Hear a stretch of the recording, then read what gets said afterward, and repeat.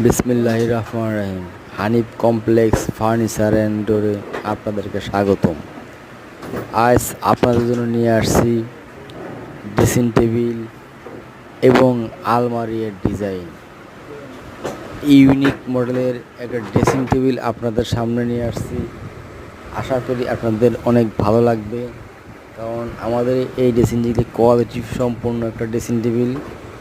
All সেগুন কাঠের তৈরি, ন্যাচারাল পলিশ। কেউ চাইলে লিকার পলিশও করে নিতে পারবেন, অসুবিধা নাই।